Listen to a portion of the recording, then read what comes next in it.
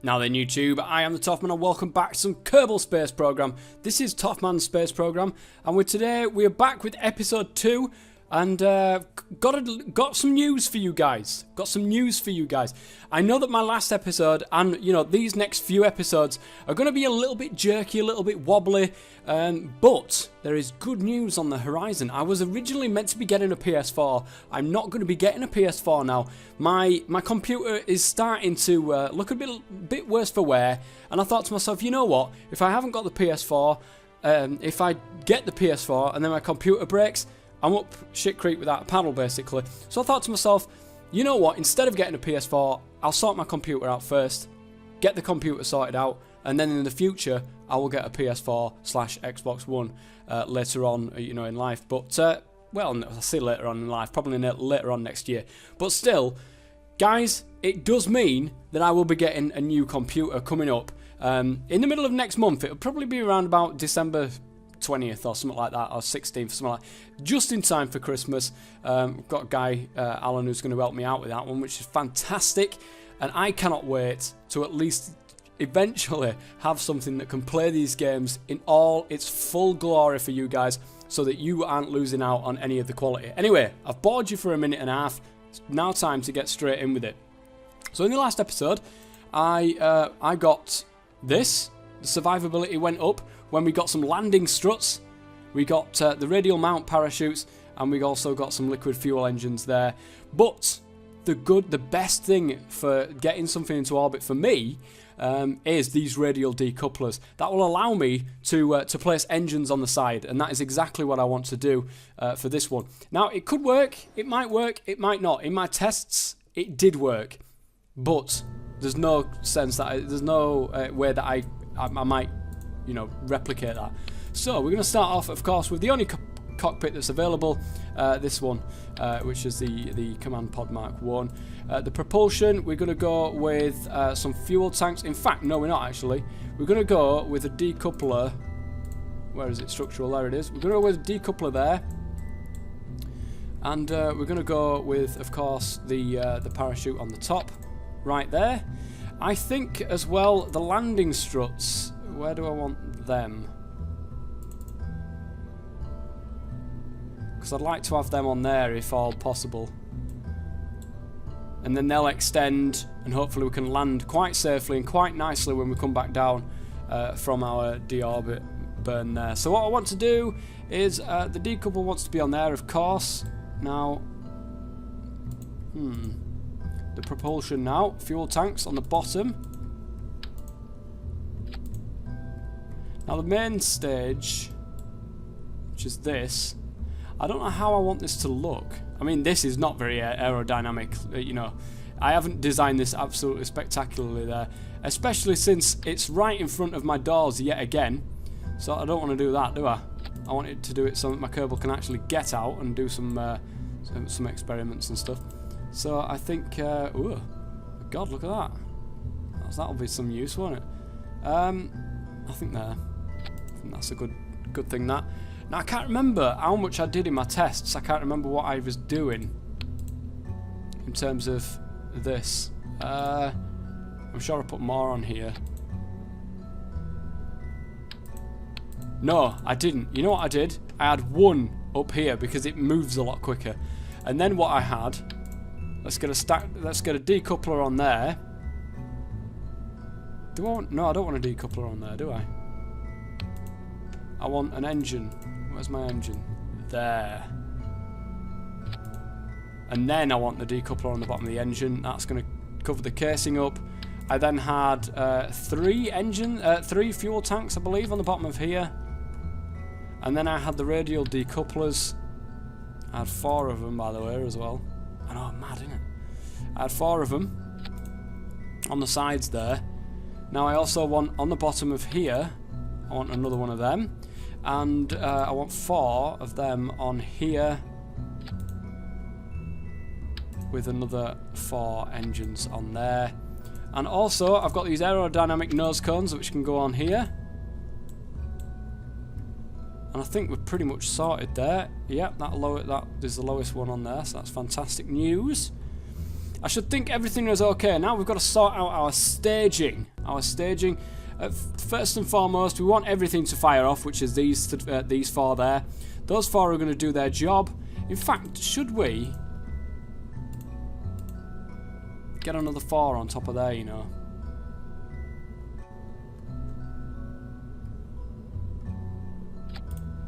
Like that. I think so. I think that might be a good idea. And then the aerodynamic nose cones on there. Oops.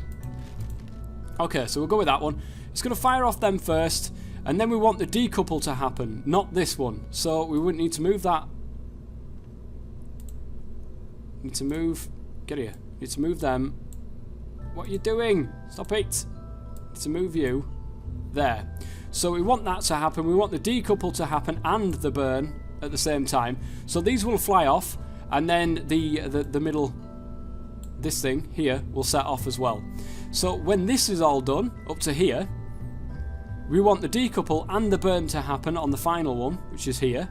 And then, when we're coming back down into the Earth, we want the decouple to happen, get rid of the engine there.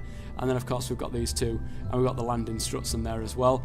But let's not forget that we also need our thingies. Where is it? Science. There it is. Mystery goo. We don't need 4 of them. We need just 1. And we'll plonk that right there. We also want a communitron, just in case we would want to send some stuff from space. So we'll plonk that on there as well. And I think that'll do. I think we're looking good. I think we are looking good for a launch here. I really don't know if this is going to get into orbit or not. I'm certainly going to try my best. So let's go ahead and say here, Kerbal. No, what should we call this thing?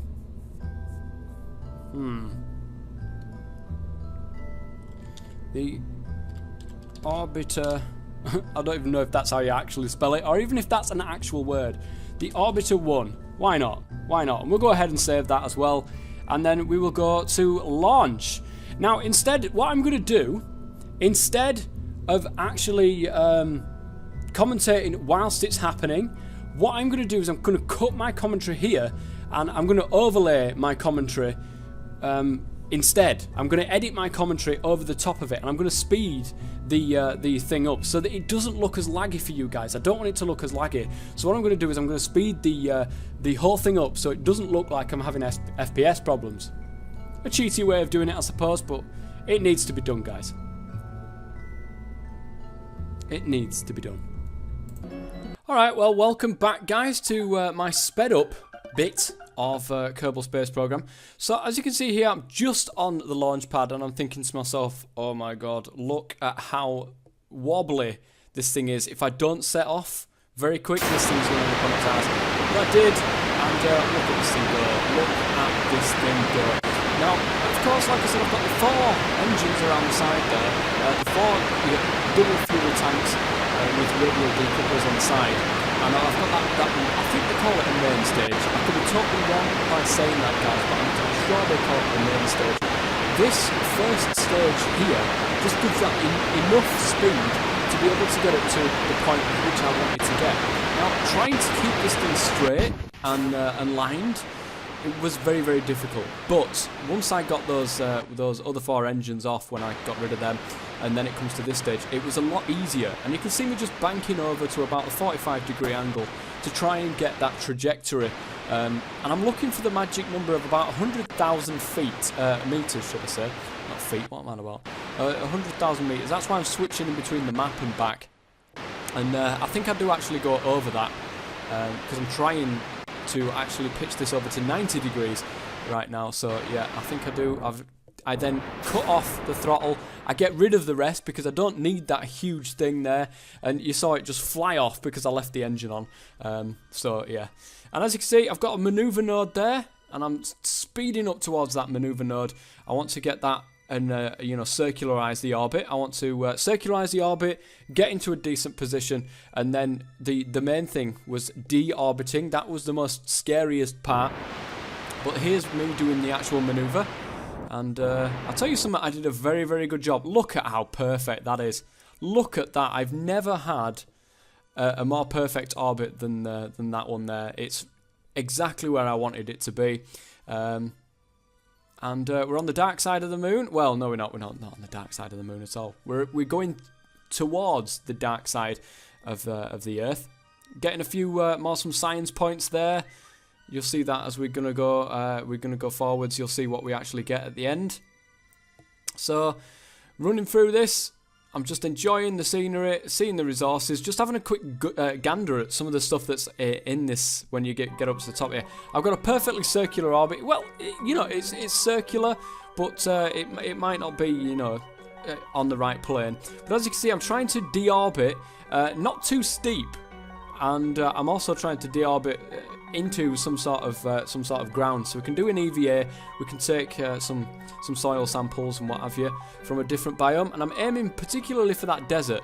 Now you can see here, look at this, just as the sun disappears behind the Earth, and I thought to myself as I was doing it, am I going to land on the dark side of the Earth when we were doing it? So I'm messing around with it, and I thought, oh, you know what, I think in the end I got rid of that maneuver node, and I for some reason, I don't know why I got rid of that maneuver node, because I think that would be absolutely fine anyway.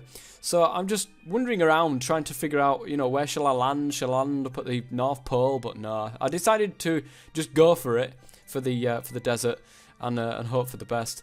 And going for a little, not a steeper trajectory, but a more shallow trajectory into the Earth. So going here, you can see there's the burn time coming up right now for the deorbit. Here it comes. There's Jebediah Kerman, absolutely loving it in space, this bloke. And it's done. Look at the amount of fuel that we've got left.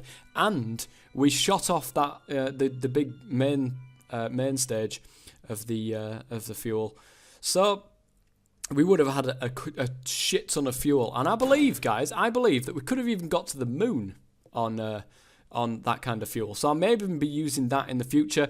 But my next, you'll see what my next project is coming up. But here we are. I've got my landing legs all out there. I'm coming down onto that desert, and there's the re-entry effects coming in there. I've deployed the chute to try and slow myself down. And look at that surface speed there. It's pretty fast, but it's soon going to go down. And I'm raising the legs now. I don't know just how, you know, when, at what points to actually, you know, raise the legs out. So we did that. Flew down towards the Earth there. Oh, Kerbal, should I say. And then there you have it. There you have it. A nice, safe landing it was. Absolutely brilliant landing as well. And I'll hand you back to myself. Alright guys, I am back to actually talking over this live rather than doing the overdubbing. And I'll tell you something, that could not have gone better. That really could not have gone much better at all. So Jebediah Kerman here, let's get him out. Let's get him EVA'd, and he's bouncing all over the goddamn place. We need to just what's this? Oh, reset goo canister. Can we do anything else for that? Apparently not. Anyway, let's press space bar. Oh, he's falling over all over the place. So we need to wander along here, and we'll click on him there. Let's take a surface sample from a different biome. Lots of sand and rocks here. You're thankful that you've been in a climate-controlled environment, because it sure looks hot out there. The sand is dry and loose, and it looks like it's going to take some effort to clean your gear afterwards. A scientific value of 9 there, which is nice stuff. We'll also go ahead and do an EVA report. Why not? Keep that data. And we will go ahead and plant our second flag. What a result that was, guys, because, you know, I got into orbit again and I managed to deorbit absolutely fine, set it down beautifully, and here we are. Job well done. Plaque text, first orbit completed. Good stuff. Compelted. There you are, guys. I can't spell, honestly. Oh my god. No, I really can't by the looks of things. Let me start this all over again. Completed. There we are. First orbit completed. Well done, Jebediah Kerman, for that. Can we jump and then grab onto this, or how do we get back in? We can't get back in the spacecraft. Oh. That's it. Get up, Jebediah.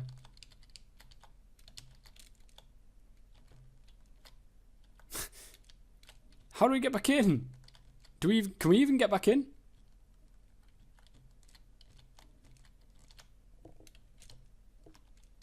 Oh, he just keeps smacking his head on the bottom of the damn thing. I needed a little bit of a ladder or something on there, didn't I? Never thought about this. Can I, like, get rid of these landing legs? Can I put them back in or something? No, apparently I can't. Okay, well, I think we've pretty much done there. Can we go back to the Space Center and then recover the flight from there? Or does he have to be inside?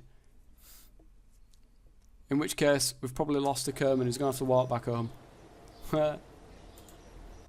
Let's go to this place here and find out. Job well done. There's Jeb. Can we recover him? We can. Surface sample from Kerbin's deserts and an EVA report from Kerbin's desert. Done. Fantastic. The Orbiter 1 landed at Kerbin as well. Let's recover that. Along with its science. Look at that for a good piece of science there. 35 science overall. That is a fantastic result. I'm unbelievable. I cannot believe that went so well. And the thing is that doing it, you know, me doing the burns and stuff like that, everything ended up exactly where I wanted it to be, and usually it doesn't work like that, so I'm glad it did that for YouTube. 35 science, we're done there. Job well done at Kerbin. That's my flag. That's also my flag, so I don't need to mess around with them. Let's go back to the Research and Development Lab and take a look at what happened and what type of research we've got and what we can go for. So we've got this here. We've got 35 science to play with. So can we get like anything? Oh, that's 45. So we can't get, unfortunately we can't get the rechargeable battery pack. I wouldn't mind getting some like solar panels or something. If we can afford solar panels, I really wouldn't mind getting some. I don't think we can though. I don't think we're anywhere near that kind of stage yet. Strut connectors, launch stability enhanced radial decouplers, tri-coupler, that would be nice to get one of them. It doesn't look like we're going to get any type of solar panel or anything like that from this.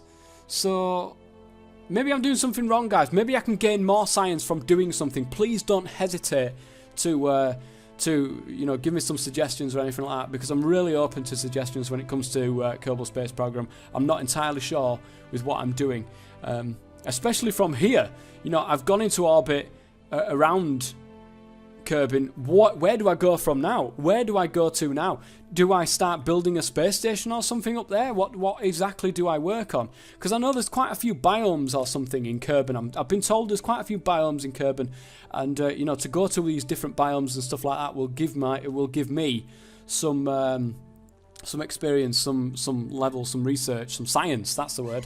Some science for that. So I'm going to have to do that at some stage. But for the moment, it looks like I'm stuck with general rocketry, which is another engine, a Sepratron, and a solid fuel booster, which is quite a big solid fuel booster, to be quite honest. So let's go ahead and research that. It's only 20 science. It leaves us 15 science. And we've got some advanced rocketry up here, which is a radial mount liquid engine and a fuel tank. And of course these that you know about, but we want this one next, I believe. The rechargeable battery pack, the Science Junior, and the comms. The comms, we want the comms. We definitely want the comms. We want the comms. We want the comms. Flight control, the inline reaction wheel. I don't know what that is. What's that? I can't see it. It's off the top of my thing. Anyway, so there we are, guys. That's what we can learn from that. I think the next place I want to go to, guys, is the North Pole or the South Pole or somewhere like that, because that's certainly a different biome. We don't need something as beefy as this to get us to go there, I'm sure. We could take this. I mean, this is a huge thing, this.